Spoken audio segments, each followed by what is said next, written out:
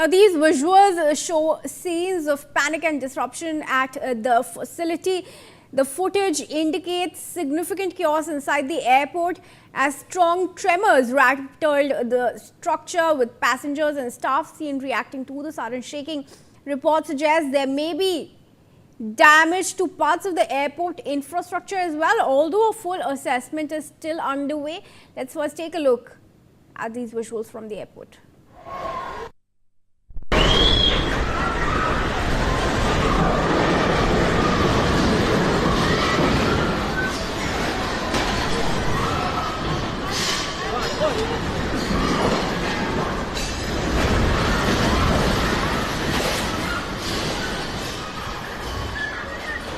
Ya.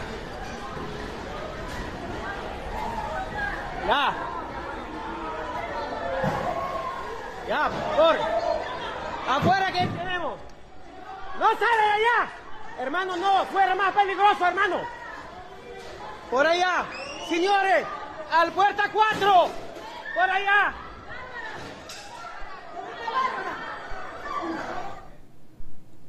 Aditya, absolutely mind-boggling visuals that have been captured showing the intensity of the earthquake, airport seeing that kind of a damage.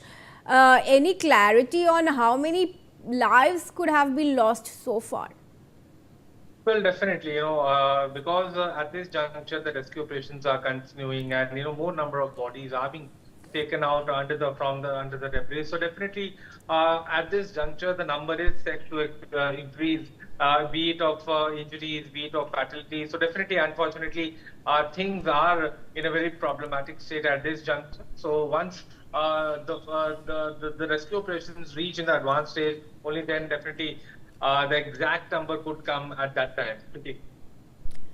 All right, Aditya, thank you for joining us on this. And viewers, the seismologist O.P. Mishra is also joining us on the phone. Thank you very much for joining us, Mr. Mishra. This, of course, a very powerful earthquake, not one but two back-to-back earthquakes in Venezuela, 7.5 almost magnitude. And several other countries also affected around Venezuela, including Colombia, Caribbean.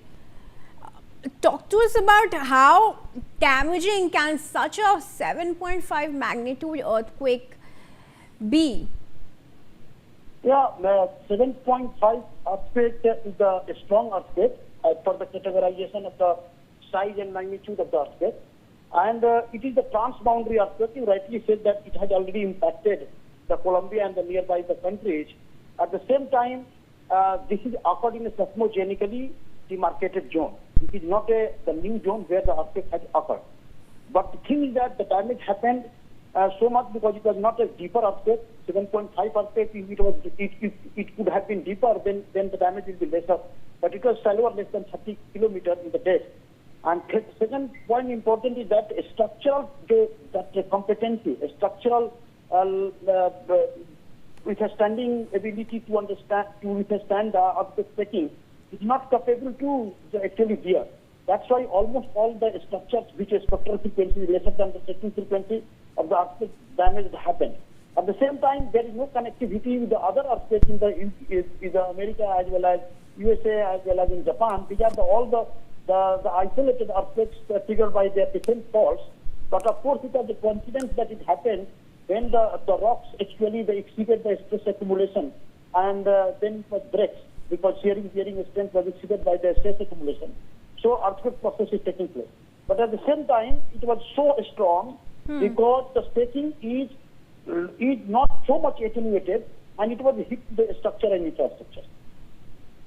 Right, sir, requested to stay on. We're getting some more updates. In fact, I want to go across to my colleague Yash from the newsroom, who will take us through the USGS live tracker of this earthquake in Venezuela, and I'll come back then to Dr. Mishra.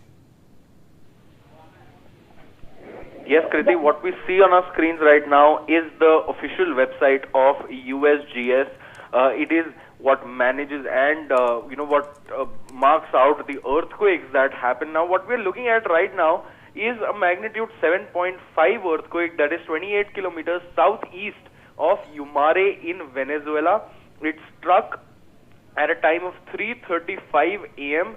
On the 25th, that is today. If we zoom in a little, this is the exact epicenter of the earthquake. Now these two earthquakes struck at a gap of 1 minute. So you can see this is a 7.2 earthquake 23 kilometers southeast of Yumare, and this is a 7.5 earthquake 28 kilometers southeast of Yumare in Venezuela. It is a DYFY9.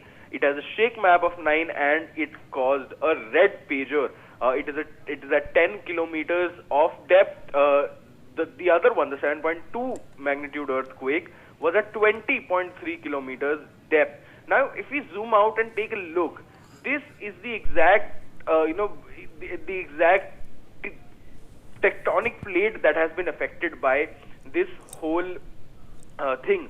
If you zoom in, you see just up near Valencia, near San Felipe, is where the epicenter of these earthquakes were. You can see where all the the effect has caused, and because it is near the coast, that is why a tsunami warning was triggered all across Venezuela, all across the Caracas region, just near Barcelona.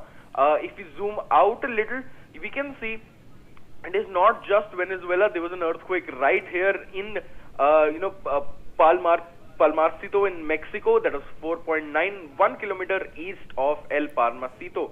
So it is this whole belt that has been currently affected, that has earthquakes going on. A near earthquake in San Juan, also in Puerto Rico. This could be one of the reasons why a tsunami warning was triggered, because of this earthquake triggering it this way and this earthquake going up. So a tsunami warning was triggered on the coast of Venezuela in the Caracas region and the Barcelona region.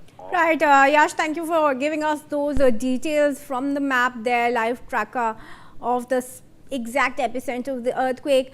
Dr. Mishra, I want to come back to you. As of now, are there risks of aftershocks after these two powerful earthquakes? Right, we've lost that connection with Dr. Mishra. We'll try to reconnect with him. But viewers, these are the details of the earthquakes that have shook Venezuela, two of them back to back, about in a minute's time. Of course, several kinds of damage at several places, including at the airport, at shops. We've seen infrastructure crumbling because of this earthquake there. And we're going to move ahead now, viewers, getting in some more breaking news update, this one from Japan. Now, Japan as well has seen an earthquake